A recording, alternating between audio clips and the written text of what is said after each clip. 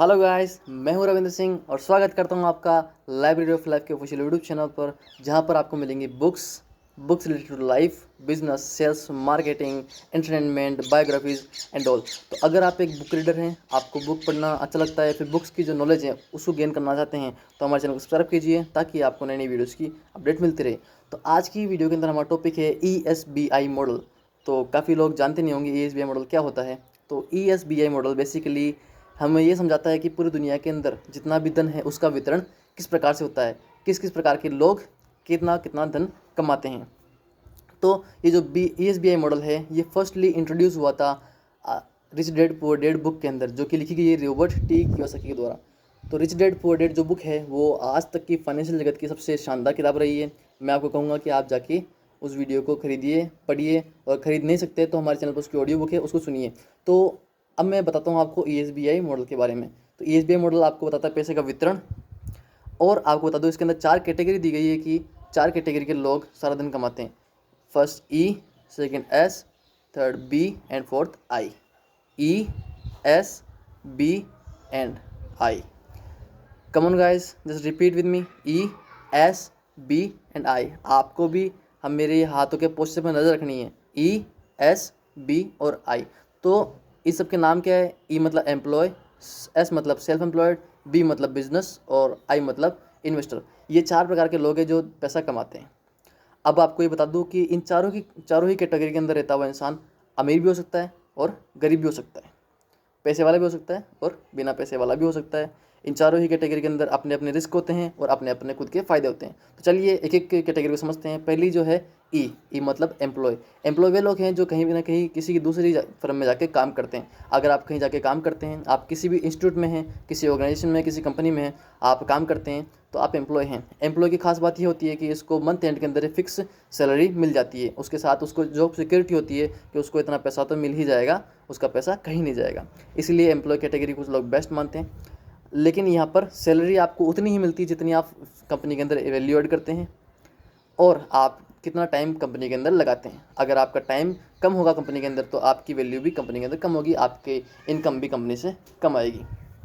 अब जब बात आई गई है इनकम की, तो इसके अंदर टाइम कंज्यूमिंग है। जितना आप टाइम देंगे उतनी आपको इनकम मिलेगी। और अगर आप एक दिन की छुट्टी करते हैं तो आपके एक दिन के पैसे कटेंगे। अगर आपने 2 दिन की छुट्टी की तो आपके 2 दिन के पैसे कट जाएंगे। अब चलते हैं सेल्फ एम्प्लॉयड की तरफ। सेल्फ एम्प्लॉयड जो है थोड़ी सी ऊपरी हुई जनजाति है एम्प्लॉय की तुलना में। अब सेल्फ एम्प्लॉयड क्या होते हैं? सेल्फ एम्प्लॉयड वो लोग होते हैं जो कहीं पर जाकर जॉब नहीं करते, वो खुद एक जॉब होते हैं। फॉर टेकिंग एग्जाम्पल, अगर आप देखें, आप बाज़ार में जाएंगे तो आपको किराने की दुकान मिलेगी, परचून की दुकान मिलेगी, चांदी सोने की दुकान मिलेगी। तो उस दुकान का जो मालिक है वो खुद की दुकान लेकर बैठा है, उसको उस दुकान से अर्निंग्स होती है।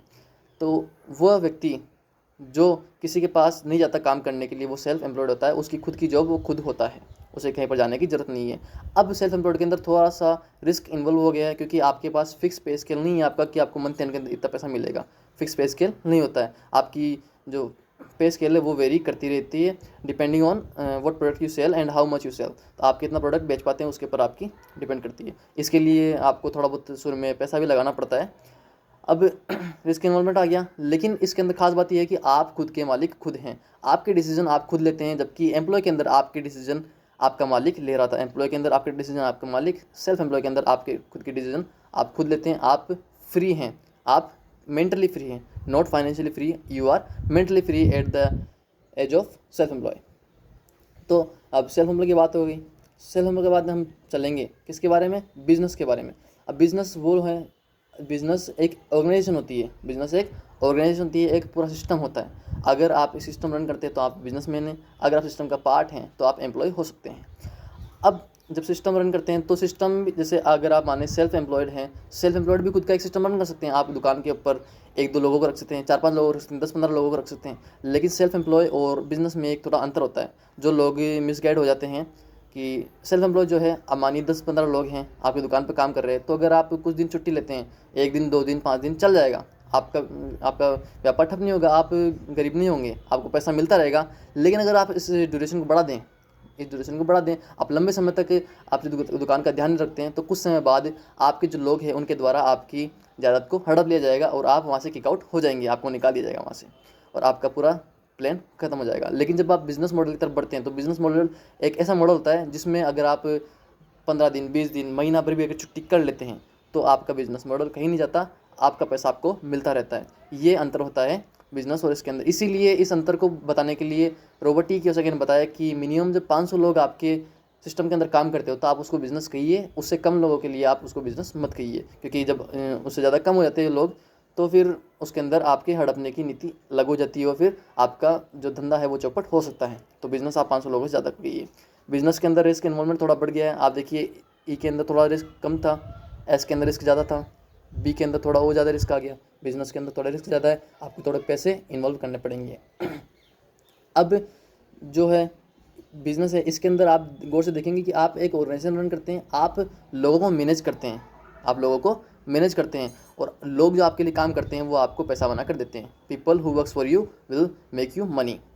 अब चौथी category, first E employ, S self employ, B business and I investor. जो इन्वेस्टर हैं उनके लिए लोग काम नहीं करते, उनके लिए उनका पैसा काम करता है, वो किसी कंपनी में खुद का पैसा लगाते हैं। अगर कंपनी ग्रो करती है, उनको प्रॉफिट होता है तो उस व्यक्ति को भी, इन्वेस्टर को भी प्रॉफिट होता है। अगर लॉस हुआ कंपनी को तो इन्वेस्टर को भी लॉस हुआ। तो यहाँ पर हमने देखा अंतर बिजनेस और इन्वेस्टर के अंदर। सीधा साधा अंतर ये है कि बिजनेस के अंदर आप अगर बिजनेस कर रहे हैं तो आपको आपके लोग पैसा बना कर देंगे, जबकि अगर आप इन्वेस्टर हैं तो आपको पैसा बनाकर देगा, आप अपने पैसे से पैसा बनाएंगे। तो जब हम देखें इधर दो कैटेगरी है, ई और एस, एम्प्लॉय और सेल्फ एम्प्लॉय। इसके अंदर आप कमाते हैं आपके टाइम पे डिपेंड होके कि कितना टाइम आप देते हैं आपके इंस्टीट्यूट को। लेकिन बिजनेस में जब आएंगे तो आपके लोग आपके लिए काम कर रहे हैं, आपके लोग कितने ज़्यादा हैं, कितनी ज़्यादा बड़ी आपकी ऑर्गेनाइजेशन है, उसके ऊपर आपका डिपेंड करता है। आपके पर्सनल टाइम के ऊपर आपकी अर्निंग्स डिपेंड नहीं करती है, आप कितना टाइम कंपनी को देते हैं उस पर डिपेंड नहीं करता है। इन्वेस्टर में तो आपका टाइम बिल्कुल ही शून्य हो गया है, आपके टाइम से कोई मतलब नहीं किसी को, क्योंकि आपका केवल पैसा काम कर रहा है, आप कहीं और भी दिमाग लगा सकते हैं, आप बिल्कुल फ्री हो जाते हैं। तो इधर आपने देखा ई और एस जो है, इसके अंदर आप ई वाले के अंदर आप फ्री नहीं है, ना तो फाइनेंशियली ना मेंटली, क्योंकि आप खुद की डिसीजन भी नहीं ले सकते। लोग बागों को गलतफहमी होती है कि हम फ्री हैं भैया, एम्प्लॉय होते हुए भी हम फ्री हैं। आप फ्री नहीं हो, आप ज़्यादा पैसे अर्न कर सकते हो एम्प्लॉय के रहते। कुछ लोग एम्प्लॉय की तनख्वाह होती है 1 लाख, 2 लाख, 5 लाख, लेकिन फिर भी आप फ्री नहीं हो, आप खुद की डिसीजन खुद नहीं ले सकते, आपको अपने सुपीरियर से पूछना ही पड़ेगा। जबकि सेल्फ एम्प्लॉय के अंदर आप खुद की डिसीजन खुद लेते हैं, खुद के बॉस खुद होते हैं, तो आपके पास मेंटली फ्रीडम आ जाती है। लेकिन अभी भी आप फाइनेंशियली फ्री नहीं होंगे, आप कुछ भी नहीं कर सकते, कंपनी के साथ कुछ भी नहीं कर सकते, आप फाइनेंशियली फ्री नहीं हैं। आप कुछ दिनों की छुट्टी पे, ज़्यादा दिनों की छुट्टी पर नहीं जा सकते। जो बिज़नेस है, बिज़नेस के अंदर आते ही आप मेंटली फ्री हो गए, आप फाइनेंशियली फ्री हो गए, आपको पैसे की टेंशन नहीं है, आपको मेंटली आप फ्री हैं, खुद की डिसीजन खुद लेते हैं, खुद की ऑर्गेनाइजेशन को आप रन करते हैं। इन्वेस्टर में आप मेंटली और फाइनेंशियली फ्री हैं, तो इधर आप फ्री नहीं हैं। जब आप एम्प्लॉय हैं, सेल्फ एम्प्लॉय हैं, तो आप फ्री नहीं है, जबकि बिजनेस और इन्वेस्टर में होते हुए आप बिल्कुल फ्री हो जाते हैं। अब एक आपको फैक्ट बताता हूँ, आप इस पूरी वीडियो को देखें, आप यहाँ तक आए हैं तो आपको एक फैक्ट बताता हूँ। अब ये ई एम्प्लॉय, एस मतलब सेल्फ एम्प्लॉय, बी मतलब बिजनेस और आई मतलब इन्वेस्टर। अब इनके बीच में एक लाइन खींच दीजिए, इधर ई और एस एम्प्लॉय और सेल्फ एम्प्लॉय इधर हो गए, बिजनेस और इन्वेस्टर इधर हो गए। तो अब दुनिया का जो 90% पॉपुलेशन है, दुनिया की 90% पॉपुलेशन ई और एस हैं, मतलब एम्प्लॉय और सेल्फ एम्प्लॉय है, और 10% पॉपुलेशन बिजनेस और इन्वेस्टर है। समझे? 90% population lies in this part employ and self-employed, and 10% population lies in this part business and investor। लेकिन जो दुनिया का पूरा धन है उसका 90% इधर बिजनेस और इन्वेस्टर के पास है और 10% धन है एम्प्लॉय और सेल्फ एम्प्लॉय के पास। तो आप देख सकते हैं कि किधर ज़्यादा धन है।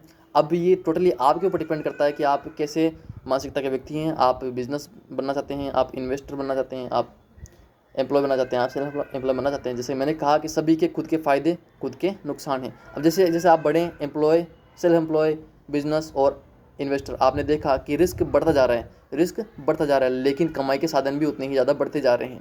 एम्प्लॉय के अंदर आपको दिन रात काम करना पड़ता है पैसे कमाने के लिए, आप इधर सेल्फ एम्प्लॉय के अंदर थोड़ी आपकी रियायत मिलती है थोड़ी काम के अंदर, बिजनेस के अंदर आप बिल्कुल फ्री रहते हैं, इन्वेस्टर के अंदर आप बिल्कुल ही फ्री रहते हैं, आपको कोई चिंता करने की जरूरत नहीं, आपने पैसा लगाया, आपको पैसा बनाकर देगा। तो ये थी आज की वीडियो के बारे में पूरी जानकारी कि ये जो ESBI मॉडल है क्या है। अब उम्मीद करता हूँ कि आप ESBI मॉडल से काफ़ी कुछ समझ चुके होंगे कि पैसे का वितरण कैसे होता है, और आपने ये भी पक्का कर लिया होगा कि आप किस कैटेगरी के अंदर लाई करते हैं, और आपको अगर कैटेगरी चेंज करनी है तो उसके लिए भी एक नीति है, आपके पास स्किल होनी चाहिए। अगर आप एम्प्लॉय है तो आप डायरेक्ट बिजनेसमैन या फिर इन्वेस्टर नहीं बन सकते। आपके पास एक रिक्वायर्ड स्किल्स होती है, थोड़ी बहुत एजुकेशन होनी चाहिए आपके पास, और थोड़ा बहुत पैसा भी होना चाहिए, क्योंकि बिजनेस और इन्वेस्टर आप बिना पैसे के नहीं बन सकते। तो आप जिस भी कैटेगरी के अंदर है, पहले पैसा कमाइए, फिर आप कैटेगरी चेंज करने की कोशिश कीजिए, एजुकेशन लीजिए, फिर आप कैटेगरी चेंज कर दिए।